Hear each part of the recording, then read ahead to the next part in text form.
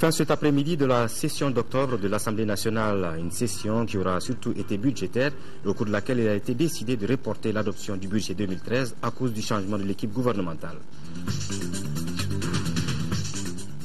Fin également de la grève des transporteurs du corridor Bamako-Dakar. Les syndicats des transporteurs des deux pays ont signé à Diboli avec les autorités maliennes et sénégalaises un accord qui trouvera des solutions aux tracasseries que les chauffeurs subissaient sur le corridor.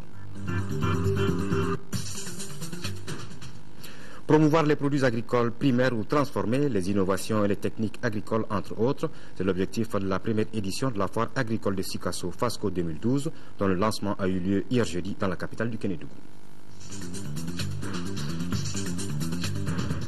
Mesdames, Messieurs, bonsoir, merci de rester sur nos programmes et bienvenue dans ce journal. Fin cet après-midi de la session d'octobre de l'Assemblée nationale. Elle a été surtout budgétaire, mais avec le changement en cours de l'équipe gouvernementale, l'adoption du budget 2013 a nécessité un report. Pour cela, l'Assemblée nationale prévoit une session extraordinaire au cours de cette session d'octobre.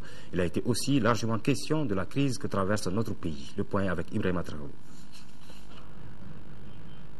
La session d'octobre de l'Assemblée nationale s'achève cette année dans un contexte particulier. Elle n'a pas adopté le budget 2013, pourtant déjà finalisé. La raison, le changement en cours de l'équipe gouvernementale. Pour combler la lacune, l'hémicycle envisage une session extraordinaire dans les meilleurs délais. La session qui s'achève aujourd'hui nous a permis de relever à bien des égards un véritable défi. Les deux sessions tenues en cette année 2012 ont été studieuses et performantes car pour la période, le bureau de l'Assemblée nationale a reçu 57 projets de loi déposés par le gouvernement et 4 propositions de loi initiées par les députés eux-mêmes. Les parlementaires restent préoccupés par la situation au Mali et le président par intérim de l'Assemblée nationale de rassurer que son institution travaille dur à la recherche d'une solution définitive à la crise que traverse le pays. La situation du pays nous impose de transcender les intérêts partisans et égoïstes et de mettre en avant l'intérêt de la nation. Le Mali doit prévaloir au-delà de tout. C'est à ce prix que nous atteindrons les buts que nous nous sommes assignés, à savoir restaurer l'intégrité de notre territoire et organiser des élections apaisées, libres, démocratiques et transparentes. L'Assemblée nationale a réitéré son soutien aux institutions de la transition pour relever très vite les défis de l'heure. Dans la foulée, les députés ont salué la nomination de Django Sissoko comme Premier ministre et souhaité la formation rapide d'un gouvernement d'union nationale. Justement, après la nomination de Django Sissoko comme Premier ministre, les messages continuent de nous parvenir. Ils émanent de partis politiques, d'associations et d'autres mouvements qui félicitent tous le Premier ministre pour sa nomination et l'encouragent dans ses nouvelles missions à la tête du gouvernement. L'ambassadeur du Japon au Mali a organisé hier soir à sa résidence à Sébinikoro une réception. Cette cérémonie commémorative du 79e anniversaire de l'empereur Akihito a permis aux diplomates japonais de dévoiler les grandes ambitions de son pays pour l'Afrique. Parmi ces nouvelles orientations, la tenue en juin prochain de la 5e conférence internationale de Tokyo sur le développement de l'Afrique. Cette rencontre servira de cadre d'échange pour non seulement renforcer la coopération entre le Japon et les pays africains, mais aussi pour réfléchir sur les préoccupations du Sahel occidental. Abdraman Maïga. C'est pour célébrer le 79e anniversaire de Sa Majesté, l'empereur Akihito, que cette réception a été organisée par la représentation diplomatique du Japon au Mali. Une cérémonie qui a débuté par l'exécution des hymnes nationaux du Mali et du Japon, suivie du discours de l'ambassadeur du Japon au Mali.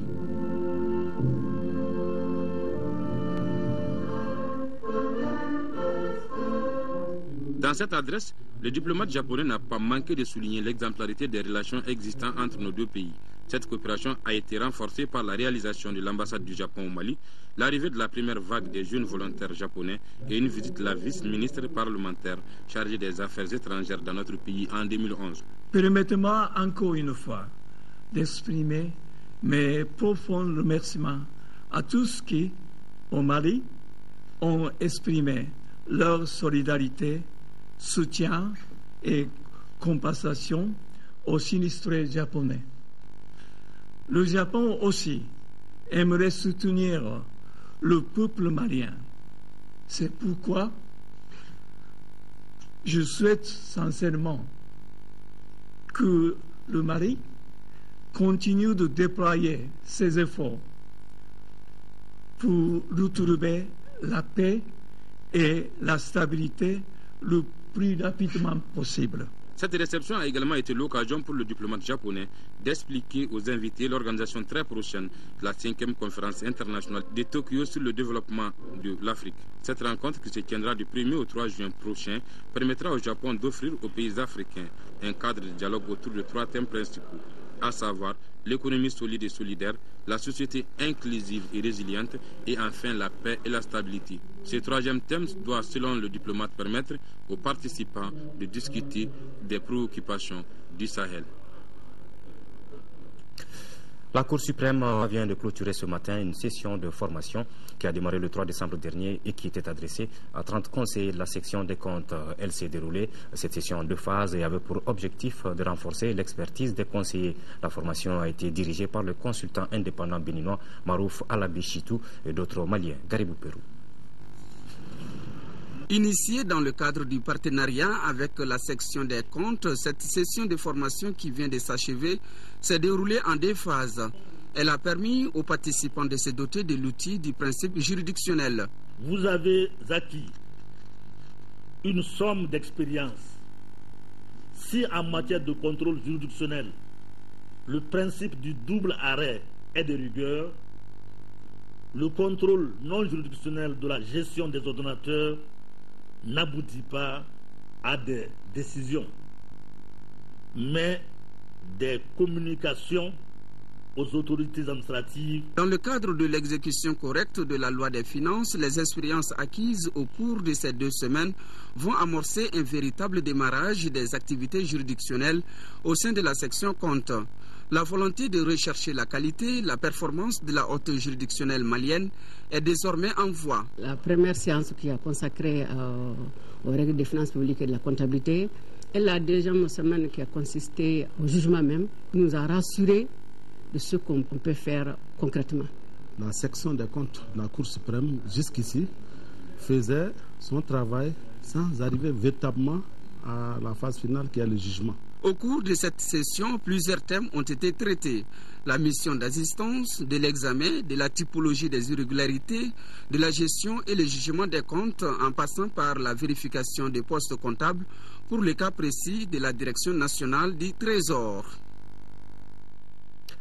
Nous vous le disions hier, les agents des municipalités du district sont en grève de 48 heures par solidarité pour 3 de leurs collègues sanctionnés par le maire du district. Revenu ce soir même de Ouagadougou, Burkina Faso, Adama Sangaré, le maire, donne ici sa version des faits au micro de Nando Dambélé. La mairie du district devait recevoir des partenaires qui travaillent sur Bamako Horizon 2030, les partenaires techniques et financiers qui accompagnent la mairie dans le cadre de cette planification stratégique. Vous venez de dire qu'il y a 2 agents qui ont été sanctionnés. Je pense que les gens qui étaient chargés de l'affichage étaient en un nombre quand même plus élevé. Ils ont voulu mettre des affiches au niveau du lieu de réunion de l'équipe pluridisciplinaire. J'ai dit, mais moi je ne comprends pas. Le syndicalisme, ça veut dire quoi? On protège les intérêts de la corporation syndicale, donc on protège la société, l'entreprise dans laquelle on travaille. Mais quand des partenaires sont là pour aider cette structure, moi je ne peux pas comprendre que vous puissiez venir chasser en réalité ces partenaires en venant mettre des slogans hostiles. Au-delà de ça, nous voulons effectivement combattre l'affichage sauvage. Justement pour dire qu'on est en train d'entraver à l'activité syndicale, j'avais même ordonné de les laisser réellement mettre les affiches où ils veulent. Si c'est pour donner une information, quelle qu'elle soit, Suite à l'interposition du contrôleur général de l'eau qui est le directeur de la BUP et à mon attaché de communication, ces deux agents ont voulu leur porter la main. L'agression était tellement physique et violente que le contrôleur général de l'eau a fait appel au premier arrondissement pour que des éléments viennent pour protéger les agents qui souhaitent exécuter les instructions du maire. Je pense que le contrat du travail, c'est 3 éléments. Il y a la force du travail, il y a le salaire, mais il y a la subordination. Vous ne pouvez pas être employé de la mairie et ne pas respecter les instructions du maire, surtout dans le cadre légal. J'ai souhaité savoir quels sont ces agents. Après l'Assemblée générale, s'il y a entrave à la liberté syndicale, je ne pense pas que l'Assemblée générale aura lieu dans la cour de la mairie. Ils ont fait l'Assemblée générale ici. Mais après, j'ai donné une demande d'explication à ces deux agents. Pourquoi ils se sont opposés de façon brutale et violente à ces deux personnes? Ils ont donné des réponses qui ne vaillent pas. C'est le syndicat qui nous a dit de le faire. Mais quand le syndicat ne connaît pas ses droits, moi, en tant qu'employeur, il faut nécessairement que je fasse respecter l'autorité. Ce n'est pas la personne d'Adama Sangaré, je suis le maire du district. Voilà. Tenu hier à Diboli, ville frontalière avec le Sénégal, d'une réunion relative à la grève des chauffeurs de gros porteurs sénégalais et maliens. Cette rencontre avait pour objectif de trouver des solutions aux tracasseries routières que les transporteurs subissent sur le corridor Bamako-Dakar. Les syndicats des transporteurs des deux pays ont signé avec les autorités maliennes et sénégalaises un accord qui met fin à la grève. La rencontre était présidée par Al-Kadi Touré, conseiller technique au ministère des Transports et des Infrastructures routières du Mali, et Dramé Sek, directeur des transports routiers du Sénégal. Kansoutou Kanouté. Déclenchée le 4 décembre 2012 dernier, la grève des chauffeurs de transport routier de marchandises gros porteurs sénégalais et maliens a paralysé le trafic entre le Sénégal et le Mali. Ce sont plus de 1000 gros porteurs qui sont restés stationnés pendant 10 jours à Diboli, situé à 97 km de Caille. Face à la situation qui devenait de plus en plus difficile, des délégations sont venues du Sénégal et du Mali pour échanger avec les grévistes. Au cours des échanges, il est ressorti des points de revendication qui sont entre autres les tracasseries routières sur le corridor Bamako-Kidira-Dakar, le pont bascule de Diboli, poste de paysage et péage, les frais syndicaux, la question du respect des règles liées à l'assurance CEDEAO, les impôts. Après plusieurs heures de discussion à bâton rompu, les deux parties sont parvenues à trouver un terrain d'entente. Les objectifs ont été atteints, ça n'a pas été facile, mais je pense que les uns et les autres ont mis l'intérêt des deux pays au-dessus de leurs intérêts particuliers. À l'issue des échanges, les deux parties, Sénégal-Mali, s'engagent à procéder à une réduction des postes de contrôle routier à 3 de chaque côté de la frontière. C'est au Sénégal qu'il y a eu cette grève, mais ça a été perçu au Mali. Parce que les effets pervers, c'est sur les marchandises maliennes.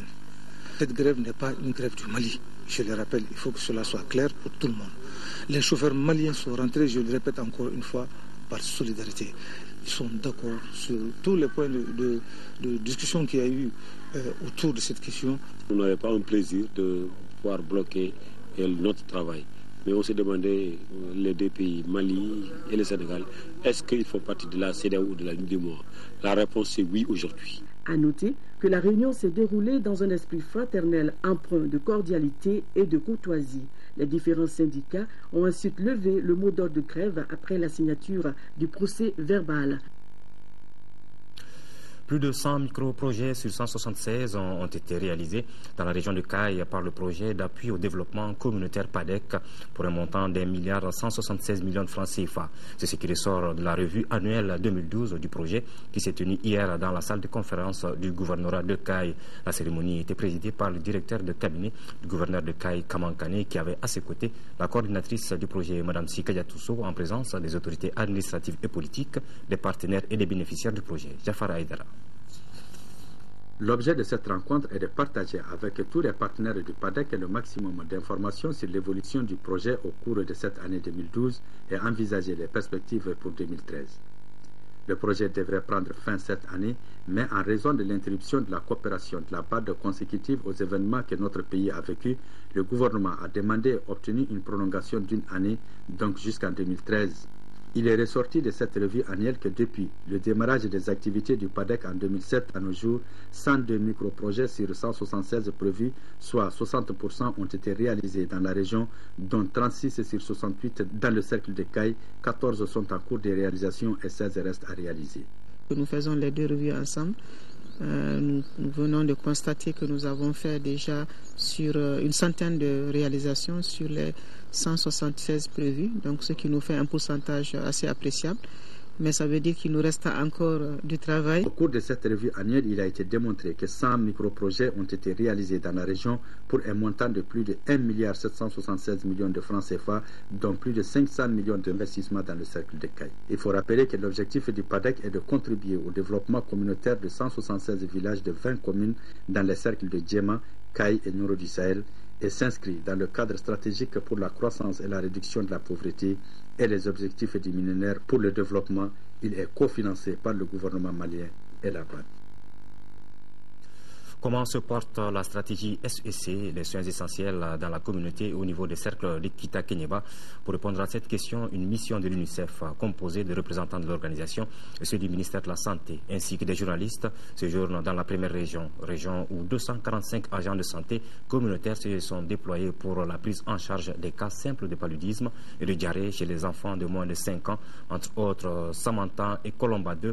La commune de Guénégor constitue la première étape de cette mission sur la stratégie SEC. Suivant le reportage de nos envoyés spéciaux Akai, Aruna Diara et Ramata Konate.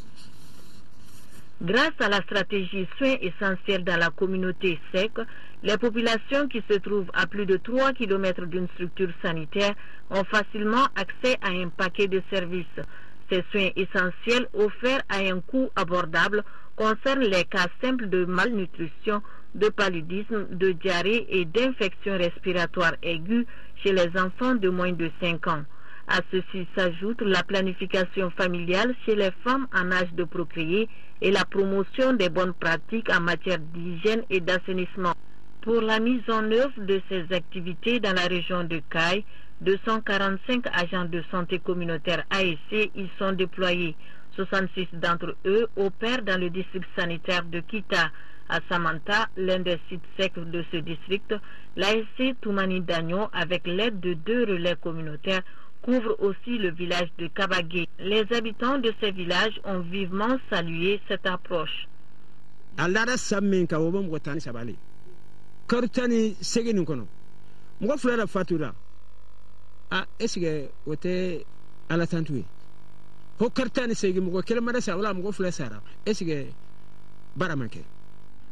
Dans le village de Samanta, 785 enfants ont été pris en charge contre 105 à Colomba 2. Cette localité fait partie des 27 sites secs que couvre le cercle de Kenyeba.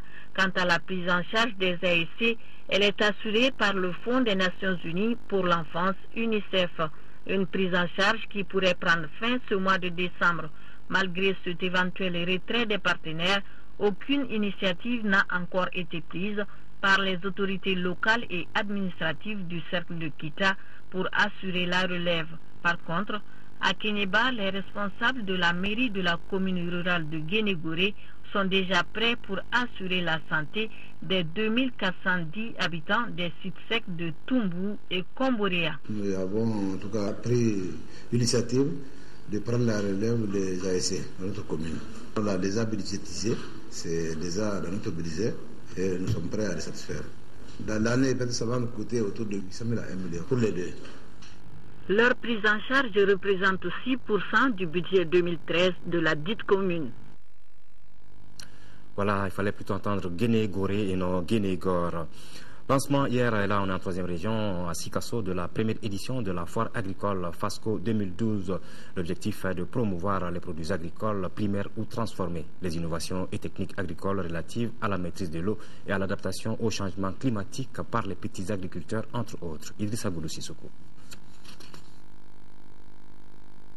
Pour cette première édition de la foire agricole de Sikasso FASCO 2012, ils sont plus de 250 agriculteurs, commerçants, chercheurs et ONG à répondre présents à l'appel du Conseil régional de Sikasso et ses partenaires. 4 jours durant, les participants vont échanger leur savoir-faire dans la promotion des produits et des innovations agricoles pour la sécurité et la souveraineté alimentaire. Le maire de la commune urbaine de Sikasso et le président de l'APECAM se sont tous réjouis de l'organisation de cette foire agricole. L'organisation des activités pour et par les acteurs du secteur agricole est au cœur du programme de la coopération néerlandaise. Une des attentes est que la foire montre la forte potentialité du secteur agricole avec grand A de sortir un grand nombre de femmes et d'hommes de la pauvreté chronique. Les possibilités d'ajouter de la valeur tout au long des chaînes de produits agricoles sont nombreuses.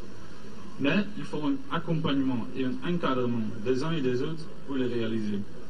L'objectif ultime est de valoriser sur tous les plans l'économie locale et régionale. Aussi, voudrais-je inviter les participants à cette foire à s'enrichir le maximum possible des expériences des uns et des autres. L'organisation de cette foire agricole est la reconnaissance des efforts des paysans de la région. Coupure du ruban et visite des stands des exposants ont marqué le démarrage du FASCO 2012 dont la clôture est prévue pour le 16 décembre. En 4e région, cette fois-ci, les opérateurs économiques locaux de Ségou s'organisent pour la promotion des produits locaux en période de crise. Pour ce faire, ils viennent d'organiser une rencontre afin de réfléchir à une meilleure stratégie de réduction du coût des produits locaux. Foussiedi Samaki. Les opérateurs de la promotion de l'artisanat, du tourisme et de l'agro-industrie, en partenariat avec le Conseil pour la promotion de l'économie locale, ont œuvré pour la création d'une plateforme de plaidoyer et de promotion des produits locaux d'une part, mais aussi et surtout la création d'une banque mutuelle pour faciliter l'accès des acteurs locaux au financement. Nous avions quand même voulu donner une capacité aux acteurs économiques privés, associatifs et des collectivités sur la promotion de l'économie locale et en mettant un accent particulier sur la crise. Cette plateforme devrait permettre de créer des outils d'adaptation des prix des produits locaux au pouvoir d'achat des consommateurs face à la crise actuelle. Cette crise elle est transversale. Elle touche les collectivités, elle touche les producteurs locaux, en un mot, elle touche tout le monde. Conseil pour la promotion de l'économie locale de Ségou travaille avec les mairies de Ségou, Sebougou et Pelengana afin d'aider les opérateurs économiques pour la promotion de leur entreprise. Journée portes ouvertes du réseau des femmes opératrices économiques du Mali. C'était ce matin au siège du réseau des produits divers fabriqués par les opératrices économiques. Y sont exposés. Le but de cet événement est de faire connaître le réseau des femmes opératrices économiques du Mali et le savoir-faire de ses membres. Rachel Tessougué. C'est pour montrer le savoir-faire de ses membres au public que le réseau des femmes opératrices économiques du Mali a ouvert ses portes. Les objets de décoration, le vinaigre de mangue, la viande bovine séchée, le savon à base de beurre de karité, tous ces produits sont exposés pour prouver que les femmes sont capables de contribuer au développement économique du pays. L'objectif de cette journée est de montrer au public les acquis du Refo Mali et ce que font les 4 secteurs d'activité qui sont regroupés au sein du Refo du Mali. Et les produits qui sont fabriqués aujourd'hui, j'avoue, nous faisons la promotion du Made in Mali. Nous nous efforçons à produire ce qui provient du territoire malien. Les membres du réseau des femmes opératrices économiques du Mali sont fiers d'exposer ces produits dont la fabrication et la commercialisation contribuent à la réduction de la pauvreté. C'est pour le développement économique du pays, c'est pour l'augmentation du revenu des femmes et en même temps c'est pour le développement du pays. La cérémonie s'est achevée par une remise d'attestation de participation à la foire du réseau des femmes opératrices économiques du Mali, un événement qui s'est déroulé en mars dernier. La validation et la dissémination du système d'élevage de poissons intégré à la riziculture à travers des champs-écoles sont des sujets au centre de la première session de pilotage du projet de conception technique Mali 3304. Démarré en août 2011, le projet a permis la réalisation de 22 champs-écoles avec un rendement moyen de contre-saison de plus de 4 tonnes de riz par hectare. Ce projet financé à hauteur de 236 500 000 francs CFA par la FAO vise à accroître la production du poisson et du riz à partir d'une même quantité projet d'eau d'irrigation. Agali Agissa. Lancé en août 2011, le TCP Mali 3304 est un projet de coopération technique entre la FAO et le Mali basé sur la riziculture. Cette première session du comité de pilotage du projet s'inscrit dans le cadre de l'examen du rapport d'activité des 2 premiers mois de son exécution, le rapport financier et le budget programme de la 2e année. Le projet a connu certes au départ du retard, mais aujourd'hui les ressources nécessaires à la mise en œuvre des activités ont été régulièrement dégagées, permettant une exécution appropriée des activités sur le terrain. Il reste néanmoins à résoudre la question cruciale du recrutement des consultants internationaux en système d'élevage de poissons associés à la riziculture et en alvinage.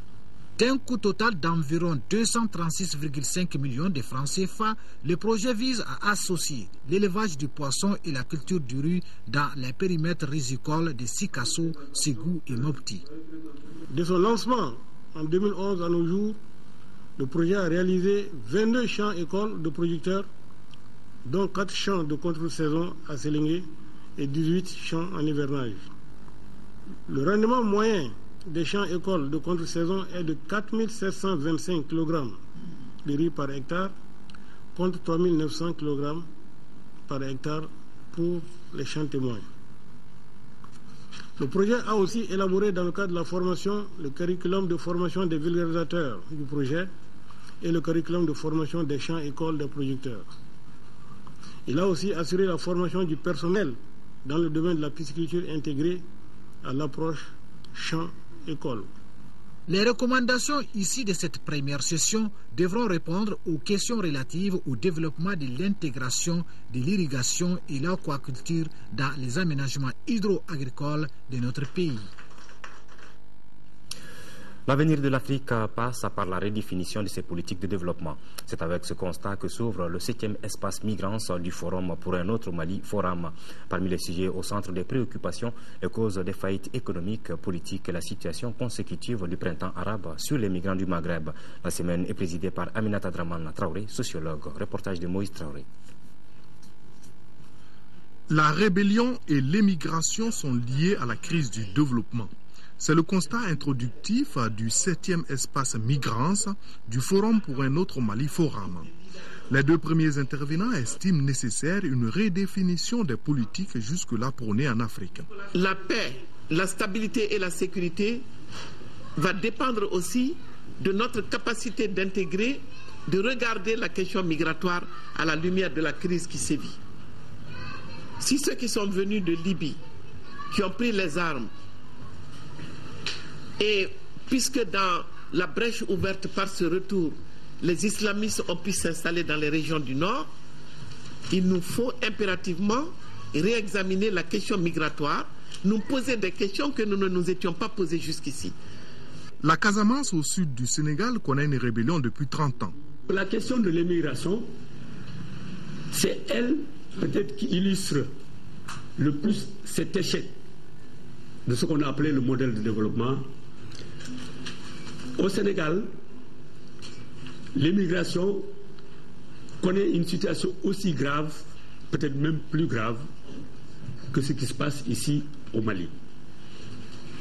Les bateaux, ou les pirogues plutôt, qui sont partis du Sénégal et qui continuent à partir du Sénégal. Outre le développement de l'agriculture, le salut du continent pourrait passer par la transformation de ses matières premières et une véritable intégration économique.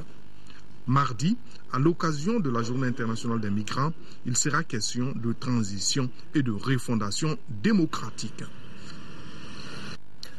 L'Université des sciences sociales et de gestion, dans le cadre de la rentrée académique, a organisé une conférence débat au centre des échanges, la redéfinition de la gestion de l'Université du Mali. Le thème de la conférence a porté sur la gouvernance universitaire en Afrique au sud du Sahara, enjeux, défis et mécanismes de mise en œuvre pour un enseignement supérieur de qualité. Thème exposé par le professeur Makangoulé Konaté. Reportage de Adama Koulibaly. Le professeur Makangoulé Konaté, avant de rentrer dans son sujet, a d'abord fait l'état des lieux de gestion des universités en Afrique et les a comparés à ceux des pays colonisateurs de l'Afrique. M. Konaté a ensuite décortiqué la gouvernance interne et externe dans l'Université du Mali. Il souligne que pour que les formations répondent aux vœux des bénéficiaires, les étudiants en première position, qu'il faut que les universités soient de véritables entreprises indépendantes sur les lieux de prise de décision de beaucoup de leurs problèmes de formation et de gestion. Le professeur poursuit que pour arriver à cela, des défis et mécanismes attendent les gestionnaires de l'université et les autorités pour la mise en œuvre d'une meilleure gouvernance souhaitée. Désormais, notre université a une gouvernance de qualité pour un enseignement supérieur de qualité au profit d'une société en constante amélioration. Le conférencier, au cours de son exposé, n'a épargné aucun niveau d'implication dans cette future meilleure gestion recherchée par l'université. Autorités, enseignants, étudiants. À l'ouverture, le représentant du ministère de l'Enseignement supérieur et de la Recherche scientifique, le professeur Chaka Diarra, a félicité les organisateurs de la conférence. Il a souhaité la poursuite de la prise de telles initiatives à l'intention des étudiants. Les élèves du lycée Louise Ouimet de Dikoronipara à l'école de la lutte contre la corruption et à l'apprentissage de la démocratie. C'est au cours d'une conférence animée par Stephen Harmon, professeur d'université aux États-Unis, qui a longuement expliqué la réforme du système électoral dans notre pays. Il a été également question des notions telles que la magouille, le détournement de fonds ou encore le népotisme. Pour plus d'informations, nous écoutons Stephen Harmon au micro de Adama Djimde. Le thème, c'est la démocratie et la corruption au Mali, le cas pour la réforme du système électoral malien. Je vais commencer à discuter le problème de corruption au Mali et comment ça a affaibli la démocratie, c'est ça que je crois. Et je vais parler ensuite le problème de la réforme du système électoral, surtout le financement des campagnes électorales. Selon vous, comment la corruption peut affaiblir la démocratie? Les gens, ils ont perdu foi en la démocratie. Ils ont souhaité que la démocratie va amener le travail, salaire, développement économique, mais rien n'a changé. Il y a un peu de développement, il est vrai, mais il y a plus de corruption, à mon avis, sous la démocratie qu'avant. Ça, c'est difficile pour nous. Moi, je suis américaine. Nous croyons que les démocraties sont forcément moins corruptes que les dictatures. Selon vous, comment se manifeste la corruption au Mali? Oui, je vais parler de 4 types de corruption. D'abord, il y a ce qu'on appelle la magouille. Après, il y a le détournement de fonds. Après, il y a le népotisme. Et ce n'est pas le Mali seulement. C'est généralisé en Afrique aussi, et même dans les pays développés. Je vais, par exemple, parler de la corruption dans mon propre pays. Il y en a beaucoup. Voilà, Amnesty International a procédé hier jeudi au lancement du marathon des lettres au lycée Ibrahim Ali, une cérémonie qui a réuni, outre le lycée Ibrahim Ali, le lycée Zeyna et l'Institut de formation Soni Alibert. Il s'agit de réunir le plus de signatures de pétitions en faveur des droits humains. Isaac Tchenou. C'est à travers des sketchs, poèmes et autres prestations d'artistes qu'Amnesty International a procédé au lancement du marathon des lettres au lycée Ibrahim Ali. Un choix du milieu scolaire qui est loin d'être le fait du hasard, car il s'agit de cultiver le combat de la justice à la base. À Amnesty Mali, le marathon des lettres est une course qui a toute sa particularité. Le marathon des lettres est une occasion initiée par Amnesty International maintenant, il y a 11 ans. C'est un événement mondial au cours duquel les citoyens du monde agissent en faveur des personnes dont les droits fondamentaux sont menacés ou violés. Au cours de la cérémonie, des tracts ont été distribués et les présents se sont engagés dans le combat qui dure et se renforce depuis plus d'une décennie. Les responsables de l'école, tout comme les élèves, sont désormais impliqués dans cette longue lutte. La cause de Amnesty nationale et internationale est une cause noble Et à travers leur intervention au lycée, nous avons compris un peu l'orientation de leur travail. Les messages qu'ils ont eu à véhiculer à travers le lycée a été bien saisi. Les élèves sont acquis à la cause. En attendant le 16 décembre, date de clôture de cette 11e édition du Marathon des Lettres, Amnesty et ses sportifs, pas comme les autres, égrènent le chapelet annuel de cet événement constitué de 11 thèmes. Entre autres, la violation des droits des femmes sous toutes ses formes et les arrestations arbitraires. Kolongo, c'est le nom de la mare sacrée de Missabougou dont la réhabilitation est au cœur des préoccupations des populations riveraines. Il s'agit des habitants de Yirimadio, Tabakoro et Sirakoro Megetana. Cette mare faisait chaque année l'objet d'une pêche collective des communautés. Elle fut, dit-on, un lieu de repos de l'empereur Almami Samori Touré dans le temps. Les riverains viennent de tenir une assemblée générale d'information pour les besoins de la cause. Tchemogo Konate.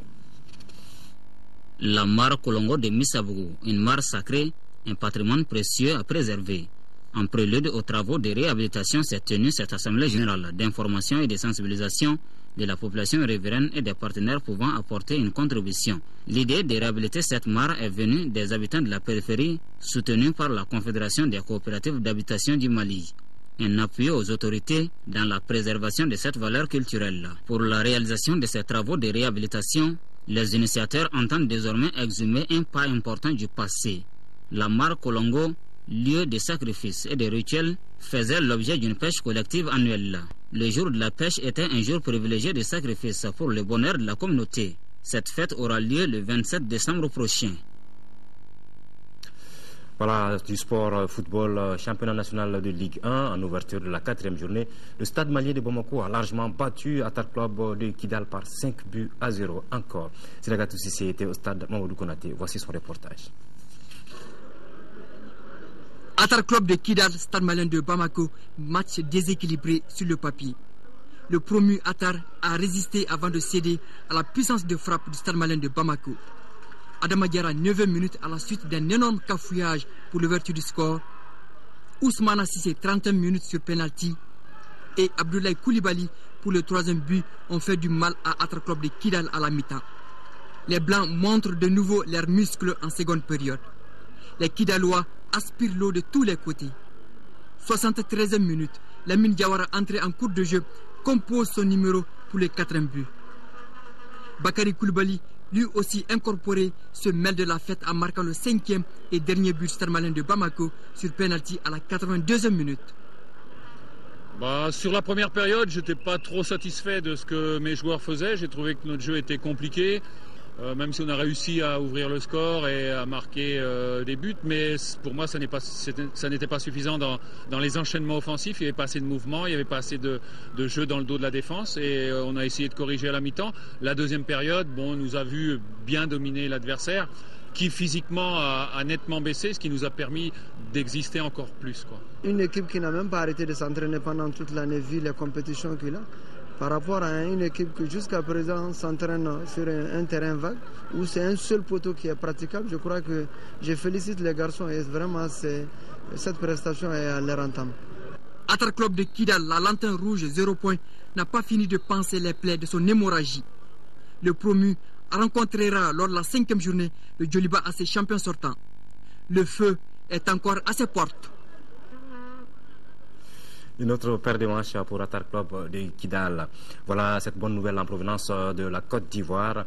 Mali-Cameroun, c'est l'affiche de la finale de la Coupe d'Afrique militaire de football CAMFoot qui se déroule en Côte d'Ivoire, bien entendu, en demi-finale ce vendredi.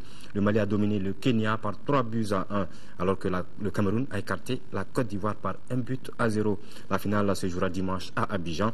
A noter que les finalistes sont qualifiés pour la Coupe du monde militaire prévue à Bakou, en Azerbaïdjan. Vous pourrez donc suivre la finale Mali-Cameroun ce dimanche à partir de 15h en direct sur les antennes de l'ORTM. Voilà, c'est tout pour cette édition. Demain à 13h, vous retrouverez Sira Bachili à 20h à Aoui Touré. Merci de rester de cœur rédaction avec nos parents des régions du Nord vivant sous occupation. Ne les oublions pas. Bonsoir.